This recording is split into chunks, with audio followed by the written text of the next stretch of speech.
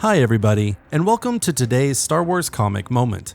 Lando Calrissian is the gambler, smuggler, rebel general, and entrepreneur we all love from the original and now sequel trilogies.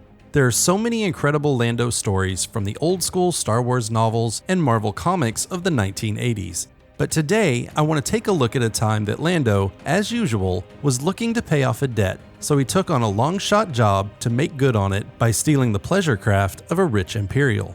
This story comes from the 5-part Lando comic series released in 2015. Most of this is found in the first issue, so I won't include any spoilers for the overall story, but we'll touch on some of the initial key story elements, so this video won't be entirely spoiler-free. With that said, let's get right into it. As the Galactic Civil War intensified and the Empire turned its attention to the Rebel Alliance, space was opened up for pirates and smugglers to expand their operations. Seeing that the time is right, Lando is ready to make some big moves of his own. He just needs the right opportunity, after he settles his debt with crime lord Papa Torren. To do that, his plan was simple: seduce Saria, the Imperial moth on the colony world of Castel, and steal valuable pieces from her art collection. But if Lando has a weakness, it's the ladies, and he found himself unable to follow through with his plan due to the feelings he developed for her. Instead of just taking the art piece he had his eye on, he came clean, telling her about his original plans and his feelings that developed for her. Saria eventually listened to what the smooth-talking scoundrel had to say, and the gamble paid off as Lando walked away with his life and the piece of art. Delivering the trinket to Papa Torren, Lando learned a hard truth: the Empire had stolen that very piece from Torren himself.